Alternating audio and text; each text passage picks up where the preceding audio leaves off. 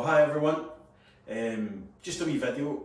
Obviously, I'm sure you're all well aware now with the amount of posts we've had that we're doing the Edinburgh Kiltwalk on September the 15th.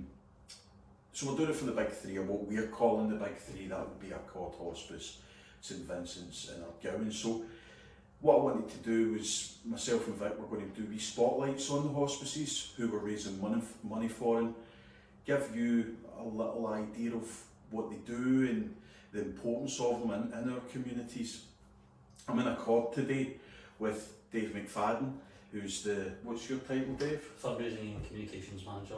So big title. Big title, like it. So what we're planning to do is have like 3 questions for the big three. And today, like I say, it's a wee spotlight on ACCORD. A lot of my family's sadly had to be taken care with by the ACCORD, and they've always done a fantastic job. So like I say, today's just 3 questions just to maybe give you an idea of what the ACCORD does and why we're raising money for it. So you ready for your big 3 questions? Delighted to be here, Dougie. In my own hospice, of course, but as we were on location today, but no, it's always good to kind of shed a spotlight on what hospices do across the country. We are very thankful to you and Vic for everything you do for us and what you're continuing to do with the upcoming Kiltwalk.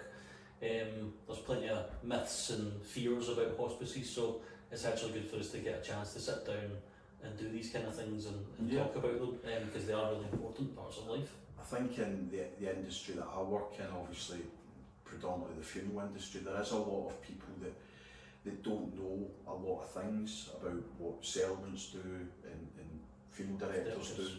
And obviously the likes of yourself, what are hospices for, what do they do?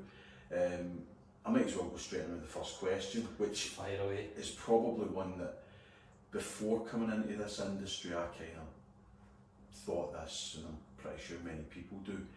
Is the ACCORD just a place someone comes to die? No, straight up, no. It's one of the biggest myths about hospice care in general, and that's where a lot of the fear and anxiety comes from people before. Most people don't want to know what a hospice is until themselves or a loved one need it.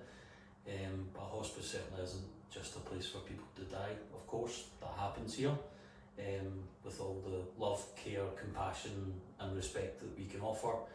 But on the whole, we are a place of comfort, a place where the levels of care are much higher. In terms of what we're able to do from a medical sense, we're able to spend a lot more time on that kind of stuff. And primarily, in a lot of cases, people come to the hospice, especially the inpatient unit, when it's crisis point, when the pain is too much, where the symptoms have gotten a hold of them, and they simply just can't cope either at home or in their normal lives at the moment. So what the hospice does is we spend that time with them, give them all the care, love and attention, all the medical expertise that we have in here, in order to actually try and get them home. Because we want people to live out their lives. Of course, people are terminal, but you want them to live out as much of their lives as possible in the best way they can, and that's where the hospice comes in. So you see patients in here all the time that come in with that fear that it is, when they hear the word hospice, they immediately think that's it. And you know, you say that about the social side that comes with it, the hub and dealing with that kind of isolation, because a lot of people do find that when illness does come in the door, people are very obviously sympathetic to the fact that you're ill, but you do find a lot of people don't know what to say. So with that, there is an almost dispersal of the life that you knew, because you go from being a person to somebody who's ill.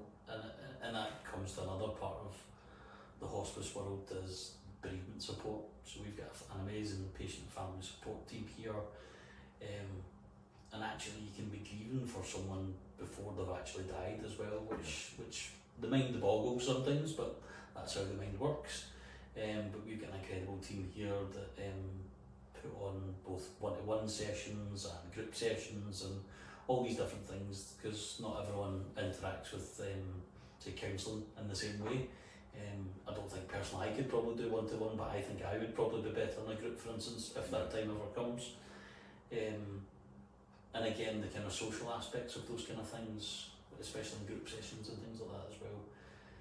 COVID also brought out the Renfrewshire Bereavement Network, which is based on Cossey Side Street, which has exploded in terms of the amount of people we're seeing that are dealing with loss, and it's a huge part of culture now that we need to look after our mental health. Absolutely, and I think there's still a lot of people suffering from the COVID side in respect to what was actually achievable in regards to funeral services. Yes. During COVID, a lot of people felt that they didn't get to say goodbye the way they wanted to, or didn't have the big funeral that somebody would have got in normal times. It feels like so long ago, but and we love you all for that. So keep supporting Dougie and Vic on their treacherous journey. Nah, we'll be fine. Nah, we're treacherous. Be fine. I'm going to put sticks out in your As long as we're not going up by the castle, we'll be alright. We've got plenty of lives anyway. You'll see us suffer. I might go and see if they'll let me use the cannons. 5 blanks. Think so? Aye. You'd think all the money that Edinburgh's got, they would maybe get something like a laser or something now. But no, as I said, on the whole, fundraising is massively important because it allows us to do all the amazing things for people that not only that they want at the end of life, but they need it. No. And then, you know, from myself, Vic, and the people who have had to come here and be cared for here, I mean, I think everybody would thank you. You are a very important part of the community, and I suppose this is just really getting out there to let people understand that, probably similar to the high street, maybe not a great analogy, but you know, people just think things continue and that'll be it, and it's, you know, they don't realise the importance of the support Of course. that you guys need, and like I say, we're more than happy to lend our hand to it. We're just a very small cog in a big machine, but many cogs. I mean, you've got what's the Tesco? every little helps. Every little helps. I mean, I know it's patented or whatever by Tesco, but it's true, because if everyone does a little, then it helps. Absolutely. It helps a lot. So we thank you both for everything you're doing. No, and not at for all. Pleasure. anyone that's ever supported the hospice in any way, shape or form, because at the end of the day, it makes a massive difference to someone's life. They're great community events as well, you know. When we did the Kiltwalk in Glasgow last year, you know, it's everybody doing the same thing, working together, and yeah, they're tough, you know. Still get away from that, especially for somebody with my muscly physique, you know. But I wouldn't have described it like that, but okay. that's okay. Get your eyes tested.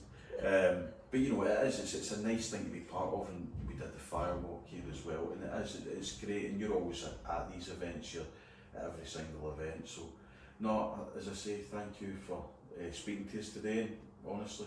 And if anyone else has any questions out there, then fire them past again. I can answer them. Absolutely, if anybody wants to know anything, just send us a PM and we'll send it to Dave. And my biggest question actually is, should Dougie become a podcast host? I don't think so, but never say never. Never say never. No, honestly, thanks for talking to me today. And Pleasure, as always. Thanks, Dave. Thank you. Cheers. Thank you. Cheers. Cheers. See you everyone.